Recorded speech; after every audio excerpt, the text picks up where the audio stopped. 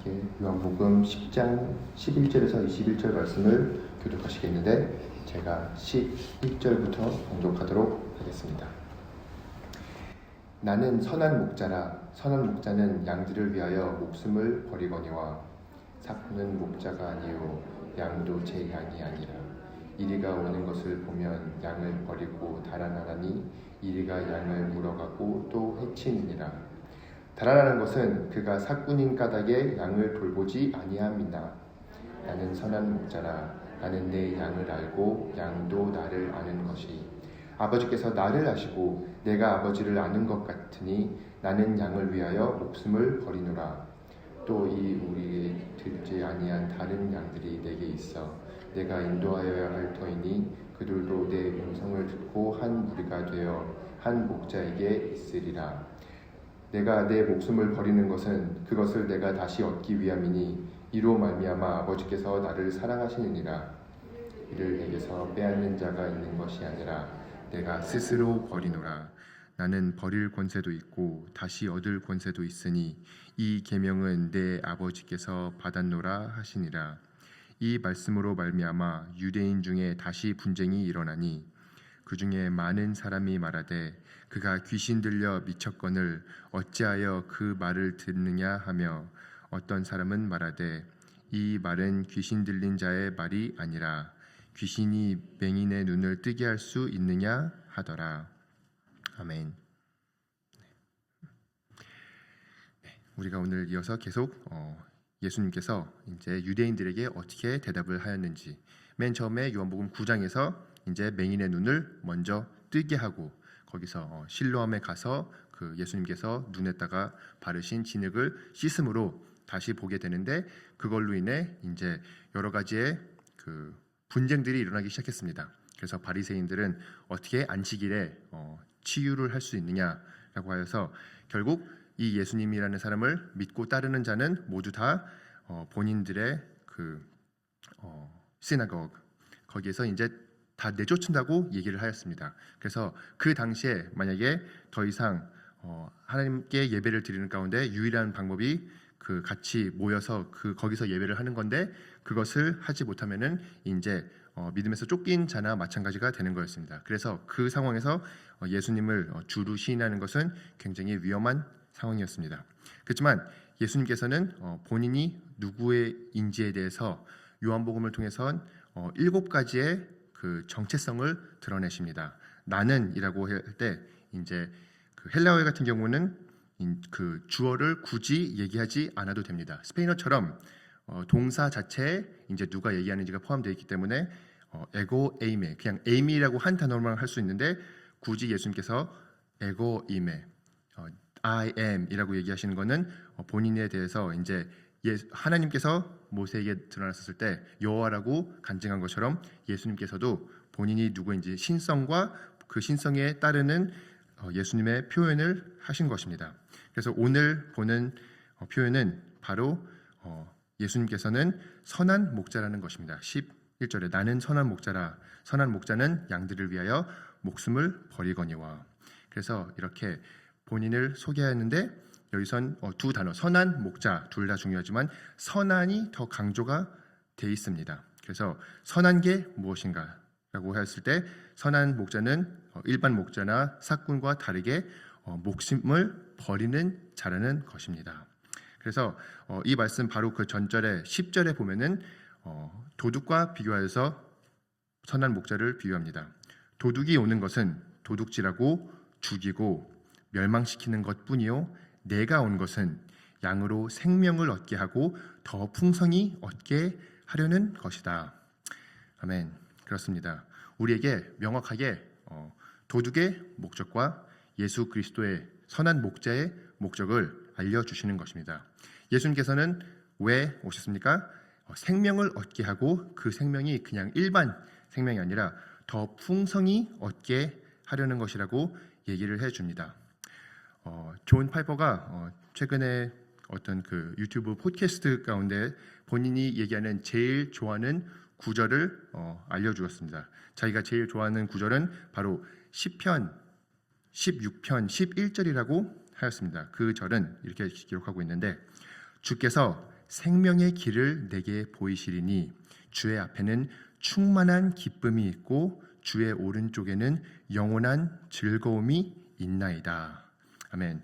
이렇게 예수님을 따르는 것, 하나님 안에서 살아가는 것은 거기에는 정말 충만한 기쁨과 영원한 즐거움이 있다는 것입니다.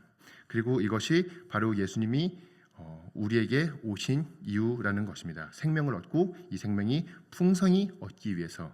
그래서 우리가 때로는 특히 더 신앙이 보수일수록 마치 예수님을 믿는 것은 그냥 딱딱한 거고 무거운 거고 그냥 지적으로만 다가가야 된다는 것이라고 생각할 때가 많이 있는데, 그것이 아니라 예수님께서는 우리를 지극히 사랑하셔서 우리를 위해서 생명을, 목숨을 버리시기까지 사랑하시고, 그렇게 사랑하시는 가운데 우리에게 풍성한 삶, 정말 충만한 기쁨과 영원한 즐거움을 주려고 오셨다는 것을 더욱더 알아야 되고 더욱더 체험하시는 뉴욕 장로교회 성도님들이 되시길 간절히 소망합니다. 어떻게 보면 사탄의 전략이 바로 본인이 해야 될 목적을 반대로 하나님이 하려고 하는 목적이라고 얘기하는 게 아닌가 싶습니다. 도둑이 오는 것은 도둑질하고 죽이고 멸망시키려 라고 하는데, 사탄이 계속 우리에게 하는 말이 하나님을 따른다면, 하나님의 말대로 행한다면 그러면은 여러분의 삶은 굉장히 지루할 거예요. 여러분은 본인이 하고 싶은 대로, 원하는 대로 행하지 못할 것이고, 오히려 용서해야 될 것이고, 오히려 복수하려고 하지 않을 것이고, 오히려 혈기를 낼 수 없을 것이고, 오히려 교만하지 못할 것이고, 이런 여러 가지의 하고 싶은 것들을 못함으로 결국 죽은 거나 마찬가지일 것입니다. 하나님이 여러분의 기쁨을 다 빼앗아 갈 것입니다. 여러분을 멸망의 길로 인도하실 것입니다. 오히려 사탄이 우리에게 그런 속삭임을 주고 하나님을 바르게 못 보게 하는 것인데, 오늘 하나님께서 알려주시는 예수님의 정체성이 바로 선한 목자라는 것입니다. 그래서 우리가 이 선한 목자이신 예수님을 더욱더 신뢰하고 더욱더 따르는 모두가 되기를 간절히 소망합니다. 이렇게 이 네 번째 자기소개 I am 스테이트먼트에서 선한 목자라고 했을 때 그 선한 목자를 이번에는 싹군이랑 비교를 합니다. 선한 목자와 싹군의 근본적인 차이가 한 명은 양의 주인이고 한 명은 양의 주인이 아니라는 것입니다. 싹군은 그냥 순수히 월급쟁이라고 보면 됩니다. 돈을 받고 그냥 그 맡은 임무를 수행하는 자인 것입니다. 그래서 이 차이는 결국 위기가 드러났을 때 드러난다고 합니다. 12절에 삭군은 목자가 아니요 양도 제 양이 아니라 이리가 오는 것을 보면 양을 버리고 달아나니 이리가 양을 물어가고 또 해치느니라. 그래서 결국 삭군의 양떼에 있느냐 선한 목자의 양떼에 있느냐에는 그 양이 결국 물어가고 해쳐지는지 아니면 목자가 목숨을 내면서까지 그 양을 지켜내는지에 달려있다고 합니다.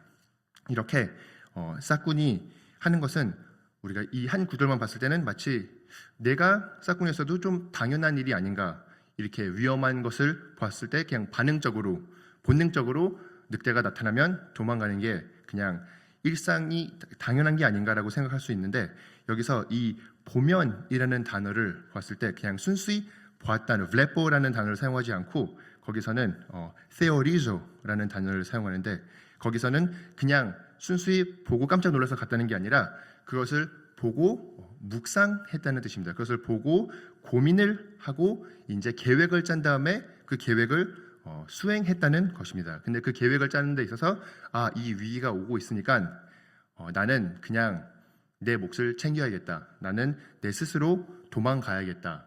이 양들에 대해서는 전혀 관심이 없다고 얘기를 합니다. 13절에 그래서 달아나는 것은 그가 싹군인 까닭에 양을 돌보지 아니함이니라.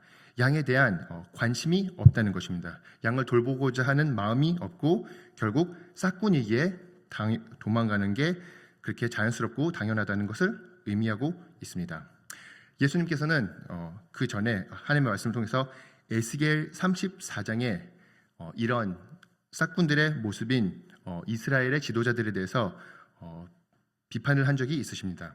에스겔 34장 2절에서 5절을 읽어드리겠습니다. 인자야, 너는 이스라엘 목자들에게 예언하라. 그들 곧 목자들에게 예언하여 이르기를 주 여호와께서 이같이 말씀하시되 자기만 먹는 이스라엘 목자들은 화 있을진저 목자들이 양떼를 먹이는 것이 마땅하지 아니하느냐. 너희가 살찐 양을 잡아 그 기름을 먹으며 그 털을 입되 양떼는 먹이지 아니하는도다.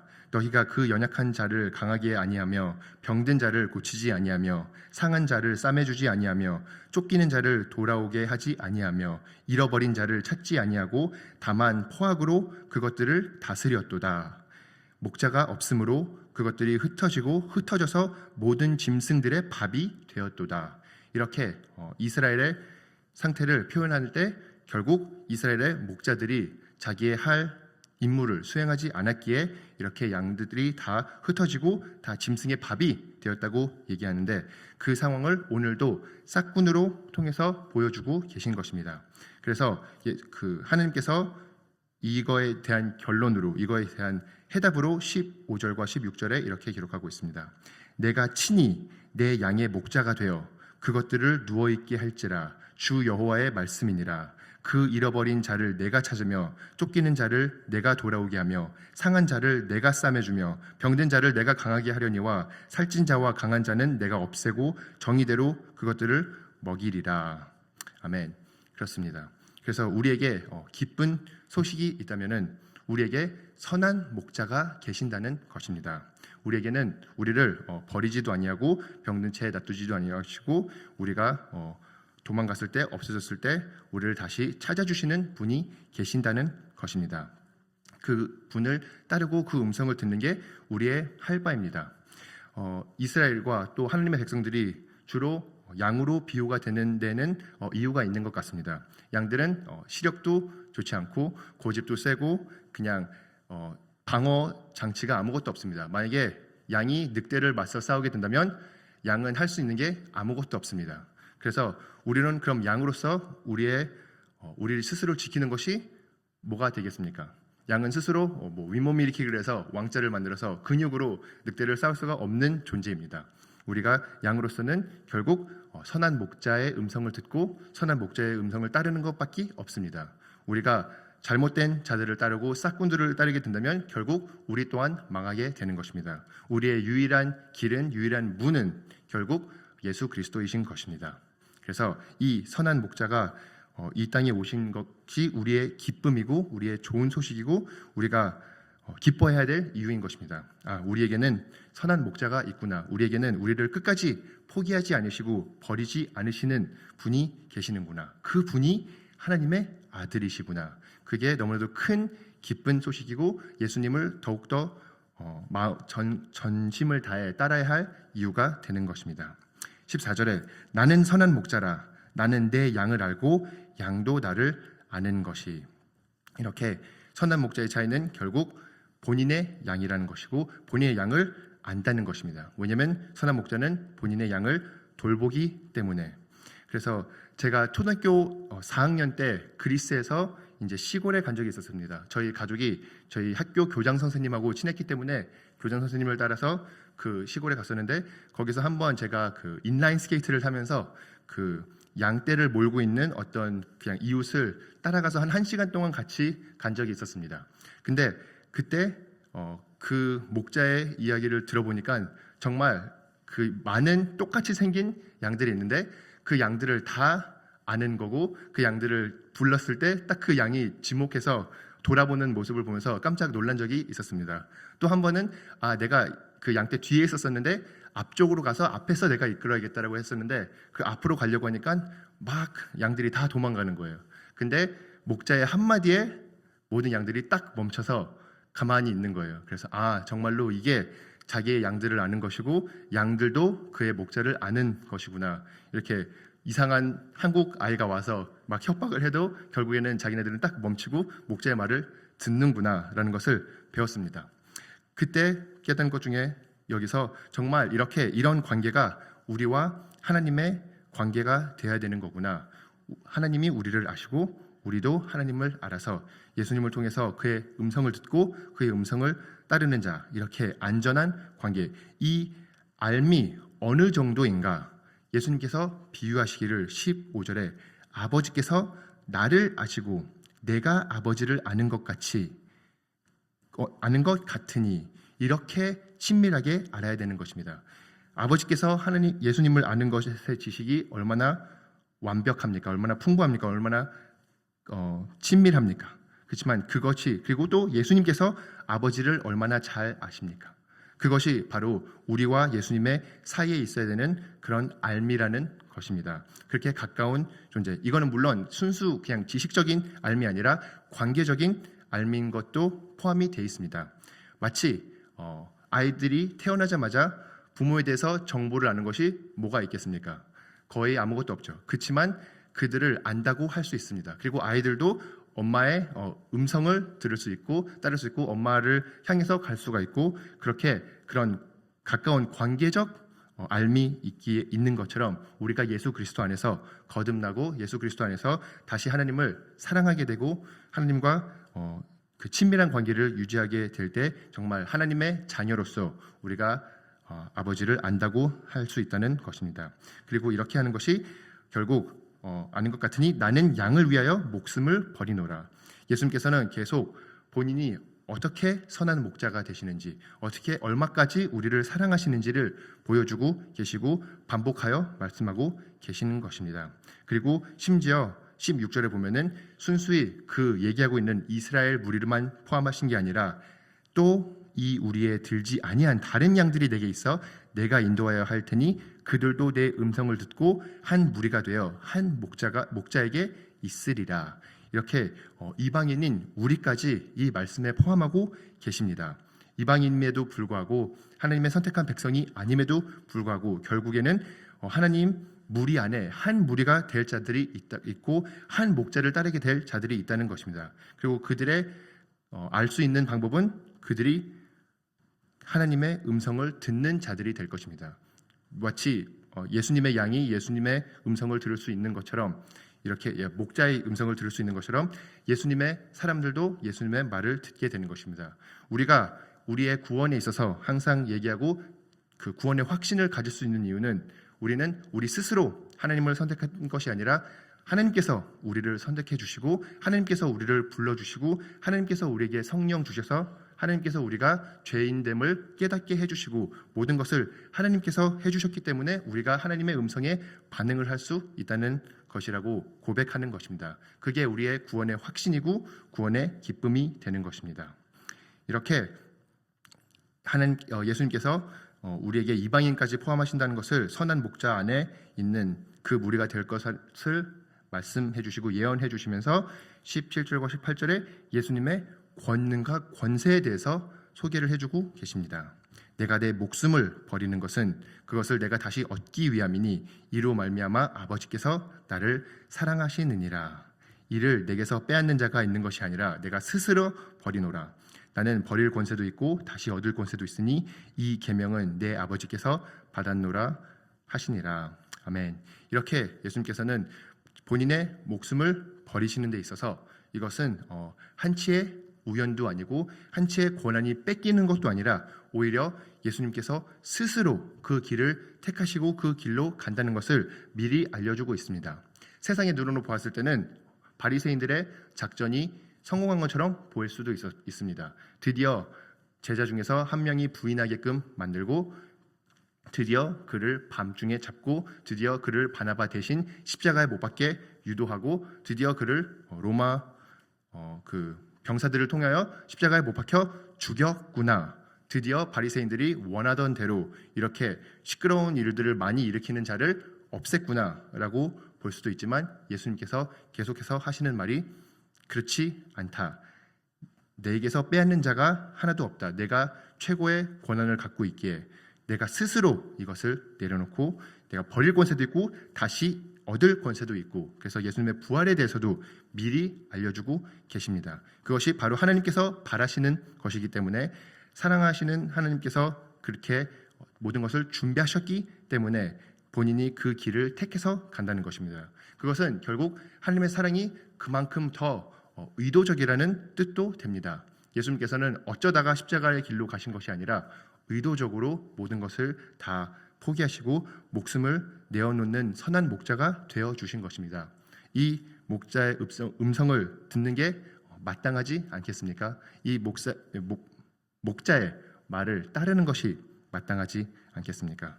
이 예수님을 더욱더 친밀히 아시고 더욱더 친밀히 따르시길 간절히 소망합니다.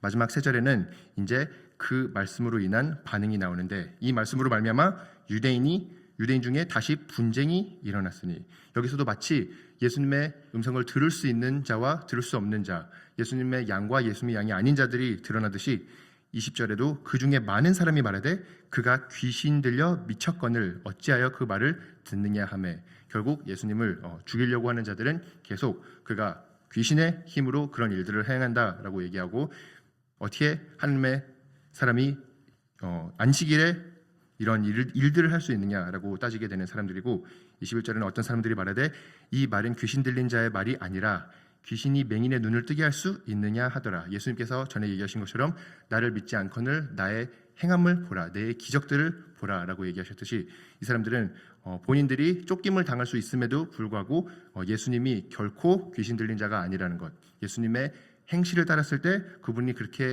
그런 주장을 할 수 있는 자가 아니라는 것을 계속 얘기해주고 있습니다.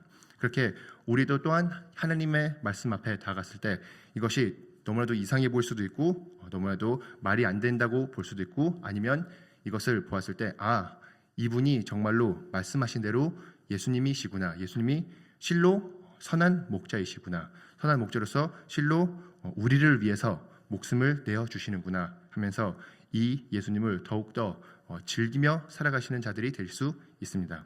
그렇기 때문에 우리는 이 예수님을 더욱더 따르고 더욱더 친밀하게 지내고 더욱더 그의 말씀을 기울여 담아 듣는 것이 우리의 할 바가 아닌가 싶습니다. 함께 기도하시겠습니다. 주님께서 우리의 선한 목자가 되어주시니 감사합니다.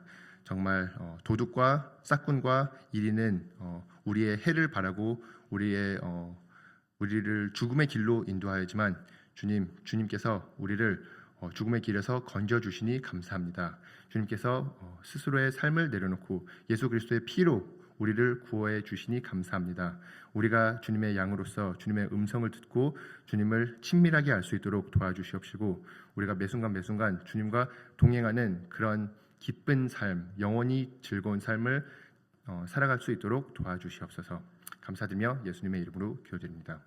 아멘.